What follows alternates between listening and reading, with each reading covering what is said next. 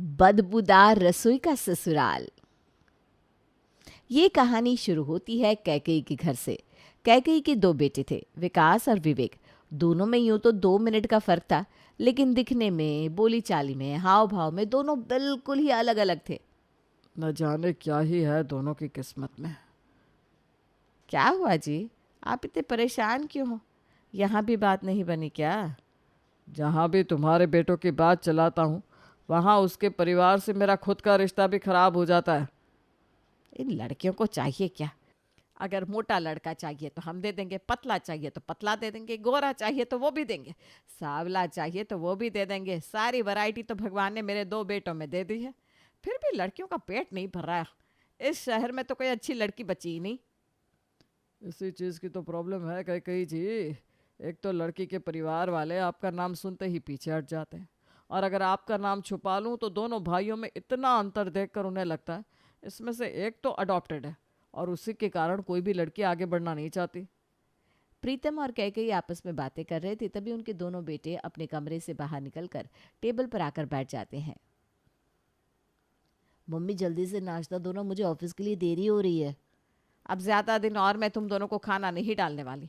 Sugar, BP, thyroid, घुटनों का दर्द क्या नहीं है मुझे। दिन की 2 खुराक तो मेरी दवाई में चली जाती है। एक बार खाना खाती हूँ और तुम बाप बेटों के लिए 10 बार मुझे खाना बनाना पड़ता है। अब मुझसे और काम नहीं होगा।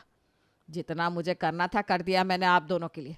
अब अपने लिए लड़की देख कर आओ और उसी से खाना बनवाओ, अपना और मेरा भी।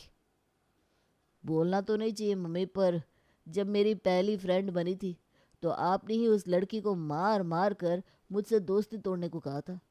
याद है कितना रोई थी बेचारी? हाँ तो उस वक्त तू 9th में पढ़ता था बेटा। उस उम्र का प्यार ही इस उम्र तक टिकता है मम्मी, क्योंकि उसके बाद जो भी आती है सब अपने मतलब के लिए आती है। सब समझदार हो जाते हैं ना एक वक्त के बाद। तुमने भी वैसे ही किया होगा। उस इंसिडेंट के बाद कोई भी लड़की हम दोनों भाइयों के पास नहीं मंडराती थी। वही तो भाई, और क्या फ़ायदा हुआ मेरी दोस्ती तोड़वाने का? उसके बाद भी मैं तो 9th में फेल ही हुआ था ना मम्मी। जब पढ़ाई करने बोला गया तब इन नामाकुलों से पढ़ाई नहीं हो रही थी, तब ये दोनों दोस्ती करते फिरते थे, और आज जब कह रहे हैं कि दोस्ती कर लो तब ये बड़े कामकाज ही बन रहे हैं। जिन लोगों को भी डाउट है कि ये दोनों सगे भाई नहीं है, आकर इन दोनों की हरकतें देख लें। अपने पापा की बात सुनकर गुस्से से विकास और विवेक अपनी बाइक की चाबी उठाकर ऑफिस निकल जाते हैं। दोनों कुछ ही देर पहुंचते हैं कि रास्ते में भीड़ देखकर विवेक अपनी बाइक रोक लेता है। ये आगे क्या तमाशा लगा हुआ है भैया, चलिए उतर कर देखते हैं। विवेक और विकास आगे जाकर भीड़ को हटाकर देखते हैं कि सड़क पर कोई और नहीं, प्रिया अपनी स्कूटी लेकर गिरी हुई है। प्रिया तुम, हाथ दो। कैसे लोग हैं आप लोग? यहाँ लड़की गिरी हुई है, सबने भीड़ लगा ली पर किसी ने उठाया नहीं। तुम ठीक तो हो ना प्रिया? एक काम करो, तुम विवेक के साथ उसके बाइक पर बैठ जाओ, वो तुम्हें तुम्हारे घर छोड़ देगा, और तुम्हारी स्कूटी मैं तुम्हारे घर पहुंचा देता हूँ। नहीं नहीं भैया, अगर आपकी मम्मी को पता चल गया तो वो मुझे फिर से कूट देगी। और इस उम्र में मार खाती मैं अच्छी नहीं लगूंगी। वो तो बचपन की बात थी प्रिया, अब मम्मी बहुत बदल गई है। यहाँ तक कि वो मुझे खुद कहती है कि जाओ और लड़कियों से फ्रेंडशिप करो। मैं करता नहीं हूँ। अरे, फ्रेंडशिप से याद आया, अपने क्लास में वो शालिनी थी ना, वही जो आपको पसंद करती थी, मुंबई से अपनी पढ़ाई पूरी करके आज वापस आ रही है। उसे ही तो लेने जा रही थी मैं कि ये सब हो गया। शालिनी आ रही है? फिर तो हमें उसे लेने जाना चाहिए। कौन सी ट्रेन से आ रही है वो? 11 बजे वाली से क्या? वो ट्रेन तो पहुंचने ही वाली होगी। अरे जल्दी चलो। भाई को इतनी जल्दबाजी करते पहली बार देख रहा हूँ। मतलब जो सभी कहते थे कि भाई को शालिनी पसंद है, ये बात सच्ची है। सब मिलकर शालिनी को लेने जाते हैं। रेलवे स्टेशन में अपने सामने अपने बचपन के प्यार विकास को देखकर शालिनी की खुशी 4 गुना हो जाती है। शादी हो गई तुम्हारी? तुम्हें क्या लगता है? हो ही गई होगी। अरे कैसे होती, आपके इंतज़ार में जो बैठे थे। चलो प्रिया, मैं और तुम ज़रा साइड में जाते हैं और इन दोनों को बात करने देते हैं। कहते ना, परिस्थितियों को बदलने में वक्त नहीं लगता। कहाँ विकास और विवेक की शादी कहीं हो नहीं पा रही थी, और कहाँ आज दोनों की लाइफ में उनके बचपन का प्यार लौट आया था। अब ऑफिस के बाद दोनों कपल घूमने जाते, एक दूसरे के साथ टाइम स्पेंड करते। एक रोज बाजार में राशन लेते वक्त प्रीतम विकास को शालिनी के साथ देख लेता है और घर आकर कैकेयी को सब बता देता है। भगवान का शुक्र है कि इस लड़के के जीवन में कोई लड़की तो आई। एक की अगर शादी हो गई तो उसी लड़की के परिवार की किसी लड़की से दूसरे की शादी भी करा दूंगी। रात को जब विकास घर आता है तो कैकई उसे इस बारे में पूछती है। हाँ मम्मी, मैं शालिनी को पसंद करता हूँ, पर वैसे विवेक के लिए तुम्हें लड़की ढूंढने की ज़रूरत नहीं पड़ेगी। उसने भी एक लड़की ढूंढ ली है। याद है वही लड़की जिसको तुमने मारा था? ध्यान रखिएगा केतकी जी, कहीं वो बचपन की मार का बदला शादी के बाद ना निकाले। अरे सास बहू में तो मारपीट लगी रहती है। आपकी माँ और मेरी कभी बनी क्या? नहीं ना। पर रहे तो हम सास बहू ही। अरे कुछ भी अनबन हो, सास सास रहती है और बहू बहू। मुझे कोई दिक्कत नहीं है। तुम दोनों कोई काली चुड़ैल को भी ले आओगे ना तो चलेगा, पर ले कर आओ। प्रीतम और कैकेयी दोनों लड़कियों के परिवार वालों से मिल लेते हैं और एक ही दिन में अपने दोनों बेटों की शादी कर देते हैं। कैकेयी जी का फ्लैट का दरवाज़ा जो सिर्फ 2 लोगों के खड़े होने जितना भर ही था, वहाँ खड़े थे आज 4 लोग। साइड हो जा शालिनी, तू मुझे कवर कर रही है। वीडियो कैमरा ऑन है, पहले मैं अंदर जा रही हूँ। तुझे बड़े प्यार से रखा मैंने, इसका ये मतलब नहीं कि तू मेरे सर पर चढ़कर नाचेगी। मेरा पति तुम्हारे पति से 2 मिनट का बड़ा है, इसलिए उस नाते मैं तुम्हारी जिठानी हुई तो पहले मैं अंदर जाऊंगी। हमारे बीच छोटा बड़ा कब से होने लगा? वैसे उम्र में तुम भी मुझसे 6 महीने बड़ी हो, फिर भी हर बार रेस्टोरेंट का बिल तुम मेरी और सरका देती थी, तब ये छोटा बड़ा भेजे में नहीं आया। पर कभी मैंने कुछ कहा क्या? नहीं ना। और यहाँ इतनी छोटी सी बात में तुमने अपनी औकात दिखा दी। अब तो तुम भी देखो कि देवरानी क्या चीज़ होती है। अरे मेरी माताओं, चुप हो जाओ, सभी देख रहे हैं। नहीं करना क्या गृह प्रवेश? चलो अंदर आओ चारों।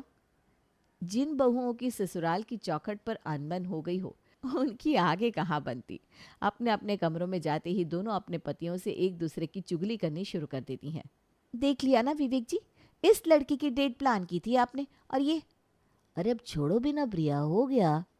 हो गया? वाह, सही है। तुम्हें तो किसी चीज़ से मतलब ही नहीं है। मैं मम्मी से ही बात कर लेती हूँ। यहाँ प्रिया अपनी माँ को कॉल लगाती है तो वहाँ शालिनी। अरे तू ही प्रिया पर अपनी जान देती फिरती थी। इन देवरानियों को कभी सर पर चढ़ाना ही नहीं चाहिए। देख लेना बेटा, वो इस बात को भूलेगी नहीं और किसी और तरीके से तेरा फ़ायदा उठाना चाहेगी। इसीलिए तू ना अभी से हाथ कस ले। जितना काम तेरे हिस्से में है बस उतना ही काम करना, उसके ऊपर एक तिनका भी मत तोड़ना। तुम फिक्र मत करो मम्मी, मैंने भी कोई कच्ची गोलियां नहीं खेली है। और अगली सुबह होते ही कैकेयी के घर में बैठ जाती है मंडली। अब बड़ी है मम्मी जी, आप अगर खुद ही हम दोनों में काम बांट देंगी तो अच्छा होगा, वरना अगर मैंने कोई काम लिया तो मेरी जिठानी को लगेगा कि मैं आसान काम ले रही हूँ। हाँ हाँ मम्मी जी, आप ही हम दोनों के बीच काम बांट दीजिए। ठीक है बहू, पर सुबह का नाश्ता प्रिया बनाएगी, दोपहर का खाना तुम दोनों मिलकर, और रात को तुम। उसके अलावा सभी को सुबह की चाय और शाम की चाय मैं दे दिया करूँगी। हो गया काम का बंटवारा। प्रिया किचन में जाती है और अपनी माँ को फ़ोन करके नाश्ते का काम शुरू करती है। बहुत ज़्यादा काम करवा रहे हैं ना ये लोग बेटा तुझसे। एक तो तेरी जिठानी तुझे धोखा देगी, दूसरी तेरी सास। इसी औरत ने बचपन में तुझे मारा था ना। अरे क्यों खिला रही है इसे रोटी? जहर देते जहर।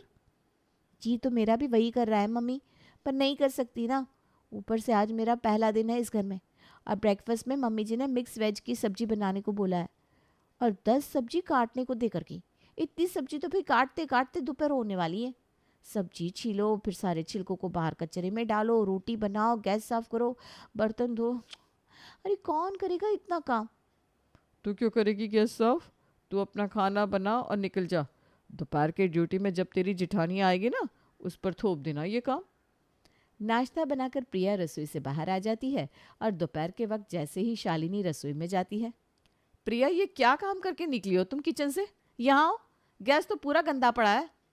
क्या फ़र्क पड़ता है दीदी, अभी दोपहर में सफाई होगी तो साफ़ हो जाएगा, और अगर आपको गंदा लग रहा है तो आप साफ़ कर दीजिए, क्योंकि मुझे तो गंदगी में काम करने की पहले से आदत है।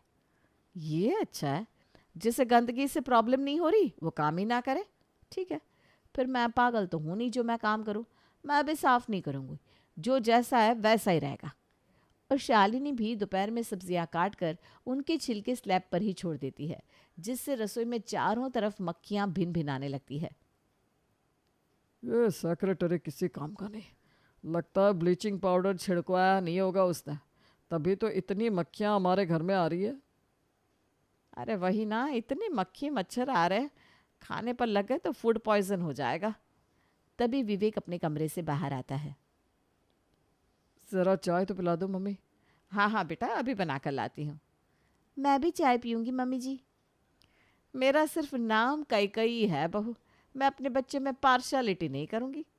सभी के लिए चाय बना दूंगी। कई जैसे ही किचन में सभी के लिए चाय बनाने जाती है, वो देखती है कि सुबह के झूठे बर्तन अभी तक सिंक में ही पड़े हैं। यहाँ तक कि गैस स्टोव पर गिरा हुआ सुबह का खाना भी किसी ने साफ नहीं किया। क्या हालत बना दी है इन दोनों ने मेरी रसोई की। अब बाहर बोलने जाऊंगी तो दोनों हाथ खड़े कर देंगी और एक दूसरे को दोष देने लगेगी। इससे अच्छा है कि मैं ही रसोई साफ कर देती हूँ।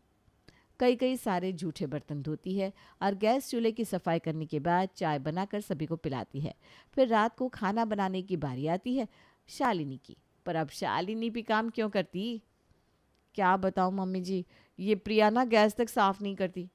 मैं भी क्यों करूँ साफ़? मैं भी सब कुछ ऐसे ही छोड़ दूंगी। जो धोए हुए बर्तन है उसी में सबको खाना परोस दे रही हूँ। बार बार मैं बर्तन नहीं धोने वाली। सुबह जब प्रिया किचन में आएगी और ये सब उसे गंदा मिलेगा ना, तब उसे अकल आएगी। बिल्कुल सही कहा बेटा। वैसे भी तेरी सास ने ना बर्तन का काम तो किसी को सौंपा ही नहीं, तो तू बड़ी बनकर क्यों काम करे। रात को खाना खाने के बाद सभी अपने अपने कमरे में चले जाते हैं। इतने काम धाम के चक्कर में सुबह से माँ से बात ही नहीं हो पाई। माँ को फ़ोन लगाती हूँ। कई अपनी माँ को फ़ोन लगाती है और उन्हें सारी बात बताती है। अरे क्यों तू दिमाग लगा रही है, चूल्हे में पड़ने दे दोनों को।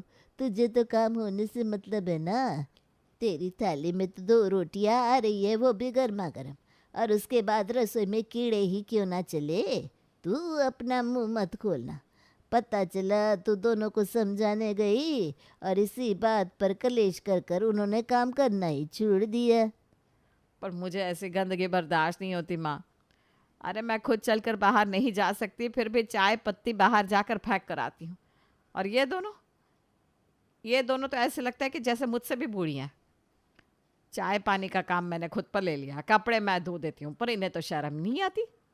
अरे तो क्यों करनी है तुझे मेहनत बेटा। भगवान ना करे अगर तुझे कुछ हो गया तो तेरी ये बहू है तो तेरे बेटों के सर पर चढ़कर नाचेगी। अपने बेटों की सोच और मेहनत करना छोड़ दे। चाय का काम तूने लिया है, बस चाय बना, उसके बाद आंखें बंद कर ले। कोई सफाई करने की ज़रूरत ना है। 2 दिन नहीं करेंगे सफाई, 4 दिन नहीं करेंगे, 5वें दिन खुद जाकर करेंगी सफाई। और इसी तरह घर की तीनों औरतें अपनी माँ से फ़ोन पर बात करती हुई रसोई में जाती, अपना जो काम है वो करती और बाहर आ जाती। और अब तो अपनी बहू की देखा देखी कई भी चाय की पत्ती खिड़की से बाहर फेंक देती है। इन तीनों की जिद के कारण अब रसोई इतनी बदबूदार हो गई थी कि अब कोई भी उनके घर आना नहीं चाहता था। एक रोज़ पड़ोसन मोना अपने बेटे की शादी का कार्ड देने कई के घर पहुंचती है। अरे दरवाजे के बाहर क्यों खड़ी है मोना, अंदर आ जा। और तूने ये दुपट्टे से अपना नाक क्यों ढक रखा है? अगर मैं अंदर आई ना तो मेरे बेटे की शादी में जाने लायक नहीं बचूंगी। कितनी बदबू आती है तेरे घर से, कोई बेहोशी हो जाए ऐसी हालत में। अरे कैसे रह लेते हो तुम लोग? तेरे फ्लैट के आजू बाजू भी कोई नहीं आना चाहता। अरे भाई कभी तो अपनी रसोई की सफाई कर ले। पड़ोसियों के साथ साथ अब घर के मर्द भी रसोई से आ रही बदबू के कारण परेशान हो गए थे। खाने के टेबल पर इतने गंदे किचन में ये खाना बनता है, मुझसे तो निगला भी नहीं जा रहा। 2-4 दिन पहले मैं भी यही कह रहा था भाई। 2 दिन बाहर क्या खाना खाया, अपनी औकात समझ में आ गई। हम कोई महीने के 1-2 लाख नहीं कमाते कि रोज़ बाहर खा सके। और भूखे रहे और शरीर में ताकत नहीं रहेगी तो ऑफिस भी छूट जाएगा। विवेक बिल्कुल सही कह रहा है विकास। हम इन तीनों को रसोई साफ़ करने के लिए भी नहीं कह सकते, वरना पता चला ये काम हम लोगों को ऊपर ही छोड़ दिया जाएगा। तो जो मिल रहा है चुपचाप खा लो। रसोई में इतनी गंदगी बढ़ने के बाद भी प्रिया और शालिनी अपनी जिद से नहीं हटती और उनके घर की इस बदबू से परेशान होकर पूरी सोसाइटी वाले सेक्रेटरी के पास कंप्लेंट कर देते हैं। ये प्रॉब्लम तो सच में बहुत बड़ी हो गई है। आज हम सबको मिलकर प्रीतम के घर जाना चाहिए और उसे ये नोटिस देना चाहिए कि अगर उसने अपने घर सफाई नहीं की तो उसे सोसाइटी से निकाल दिया जाएगा। और सोसाइटी के सभी लोग प्रीतम के घर पर पहुंचते हैं। उसका घर का बेल दरवाज़ा कई बार बजाने के बाद भी कोई दरवाज़ा नहीं खुलता। कहीं इन लोगों को कुछ हो तो नहीं गया, दरवाज़ा तोड़ना पड़ेगा। सभी मिलकर प्रीतम के घर का दरवाज़ा तोड़ते हैं और देखते हैं कि पूरा परिवार फ्लैट के अंदर बेहोश पड़ा है। सभी घबरा जाते हैं और प्रीतम के परिवार वालों को अस्पताल में एडमिट करवाते हैं, जहां 2 घंटे बाद सभी को होश आता है। ये स्वर्ग है क्या? यह स्वर्ग होता तो तू मेरे साथ यहाँ नहीं होती, हम कहीं और हैं। आप दोनों अस्पताल में हैं। कई दिनों से गंदगी में बना खाना खाने के कारण आप सभी को फूड पॉइजनिंग हो गई थी और आपके घर में शायद गंदे कीटाणु के मच्छर भी घूमते हैं। आपके पतियों को टाइफाइड भी है और डेंगू भी। अपने घर को साफ सुथरा रखिए, क्योंकि दूसरी बार तबीयत खराब हुई ना तो हम भी कुछ नहीं कर पाएंगे। नहीं नहीं डॉक्टर साहब, अब ये गलती हम कभी नहीं दोहराएंगे। और आप सबको अगर आपसी लड़ाई के कारण अपने घर में इतनी गंदगी रखनी है तो अपना घर हमारी सोसाइटी से हटा लीजिए, वरना अपने घर में सफाई रखिए। मुझसे बहुत बड़ी गलती हो गई। सफाई की झंझट में मैंने अपने पति की जान को जोखिम में डाल दिया। अब से मैं करूंगी किचन की सफाई बराबर से। तू नहीं प्रिया, हम करेंगे। जान पर तो मेरे पति की भी बनाई है। और इस वाक़ये के बाद तीनों औरतों की अकल ठिकाने लग जाती है और वो अपनी बदबूदार रसोई को खुशबूदार बना देती है।